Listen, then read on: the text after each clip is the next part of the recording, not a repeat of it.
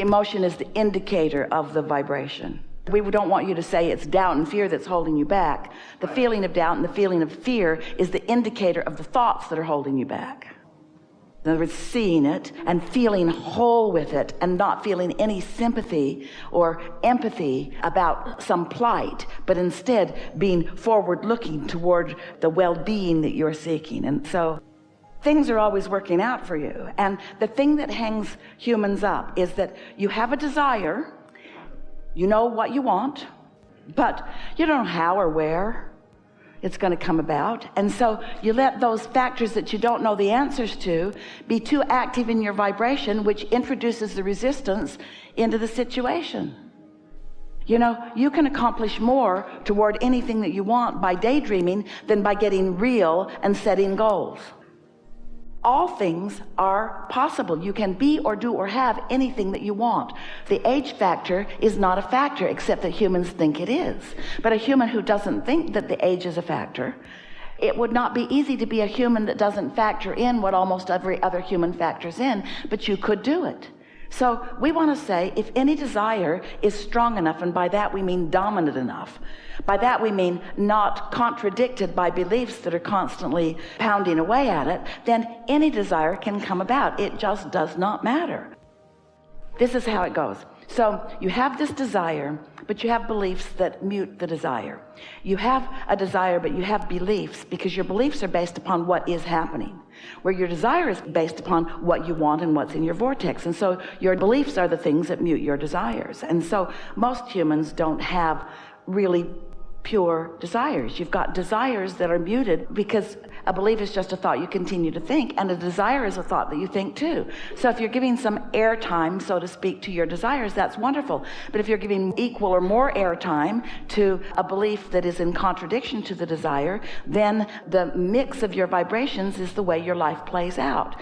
And there are people who have been with us for quite a long time that still have that experience of realizing, as things play out from time to time, that they've got more hindering beliefs than they realized that they had, because a lot of people are not really owning up to how they really feel about things. They've learned to say words that sound positive, and then they fool themselves by believing that what they're saying is what they're offering vibrationally, until life plays out and shows them something different. Most people learn limitation from their parents and from those who are around them, because most people learn their vibration from what they're observing, and most people are not even coming close to living their dreams. That's why the handful of those that have that kind of success is a handful of those who have that kind of success.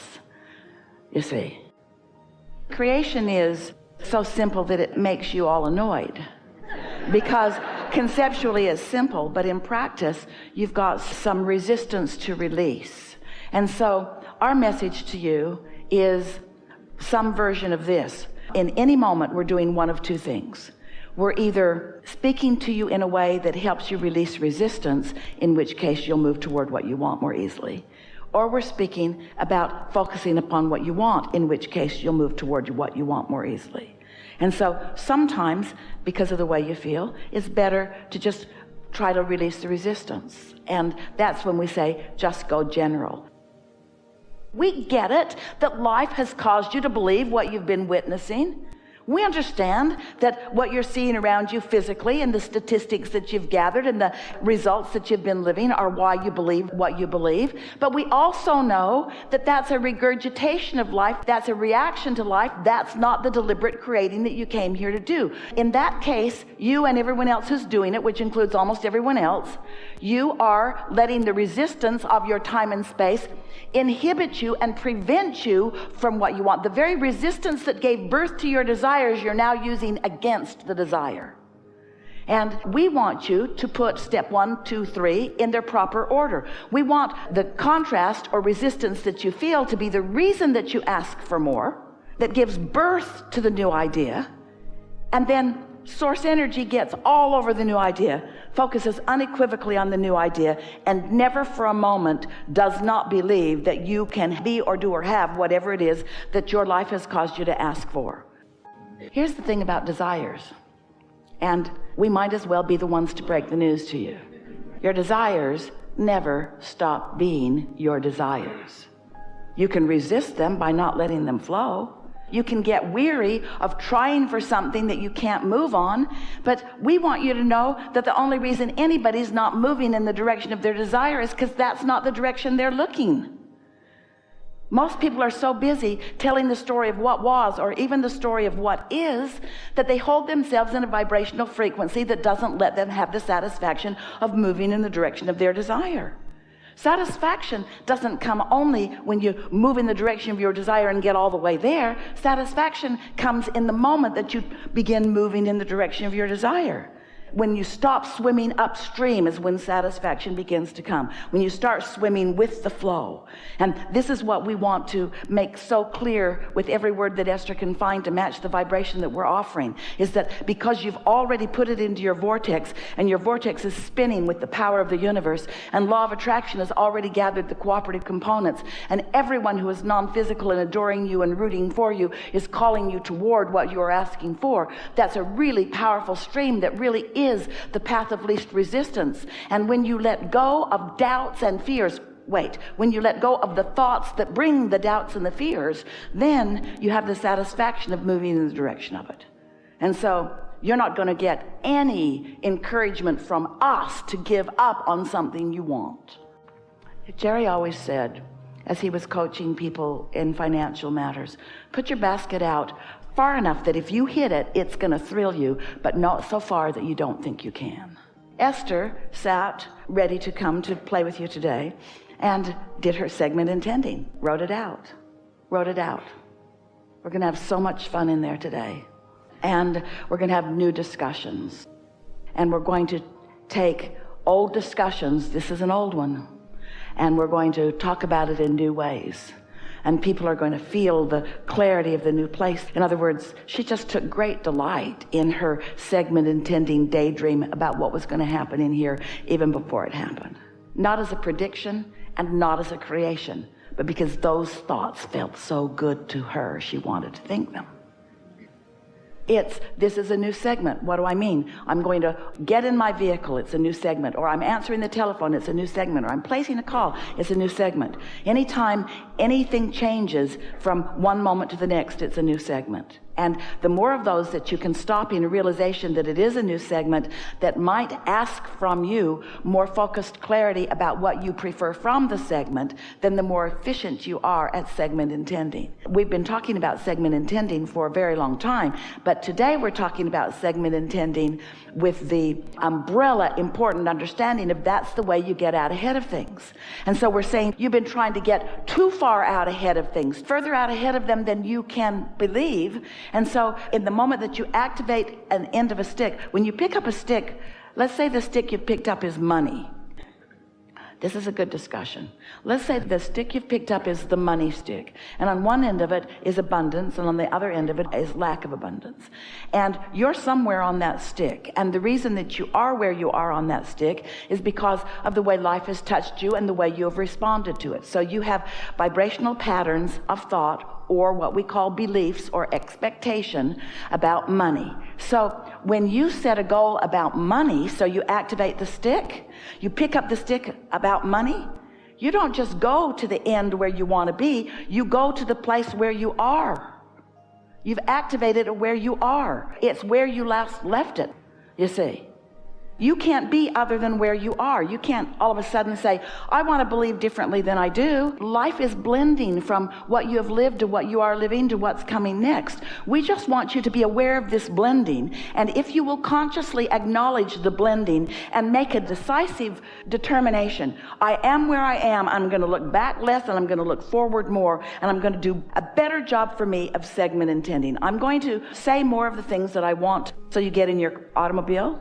This is going to be a nice drive. This is going to be a comfortable transport from here to where I'm going. And I'm going to rendezvous with other drivers who are considerate. We're going to be cooperative components. You can segment intend. And as you become often a more consistent segment intender, in not very much time, you will begin to notice the difference in the way those segments feel to you. You will begin to realize that you're moving yourself on this vibrational stick closer and closer to what you want, so that then you will be privy to more and more information that your inner being knows.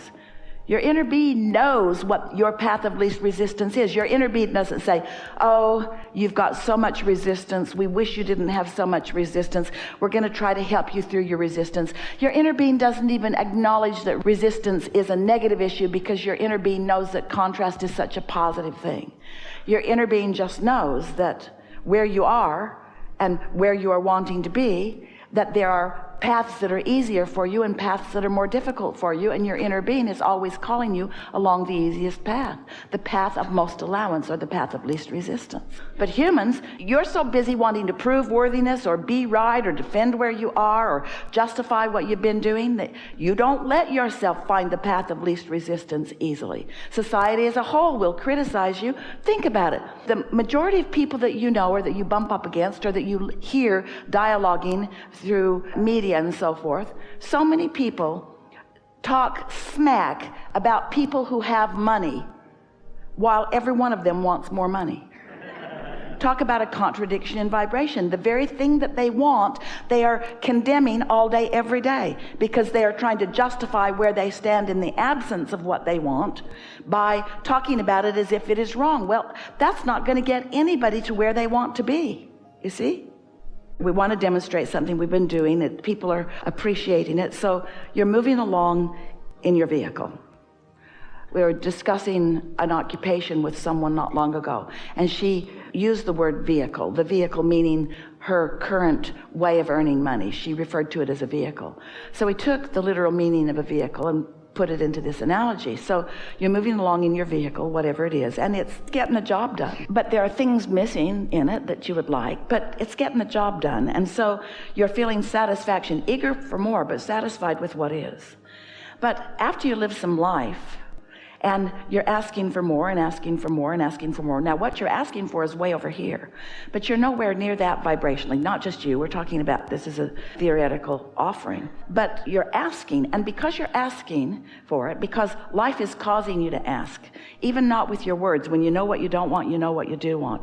So you're asking. When you ask, it is always given, and your mother and all of us are in on it, and the law of attraction and the energies that create worlds are all in on it, and the cooperative components are being gathered. And so cooperative components are coming. So then another vehicle, all of a sudden, that you didn't realize was there before, is right there. And you look over, So you just effortlessly and seamlessly and with great ease and no disruption to your life, you just move into that vehicle, which is just really nice. And you just move along in that vehicle, and then life produces another one. Better still. And then you just move along in that vehicle, and then life produces another one. And the more you are leaning toward what you want, the faster those come, and the brighter they are, and the sooner you recognize them, and the greater ease with which you move into them. And then we said to this woman, who was the reason that we created this analogy, and she felt great relief. She felt a great breakthrough when we said it to her, and we're giving it to you for the same reason. We said, you know what you've been doing? You've wanted to go from that vehicle to that one. And because you can't, that's the genesis of your doubt. That's the reason that you don't believe. But if you can do some segment intending, then after a while you begin to show yourself, you begin to demonstrate to yourself the universe's attention upon you, the worthiness of your being, and most of all, you begin to demonstrate your receptivity to that, because you're not asking for a receptivity that is too far away for you to find.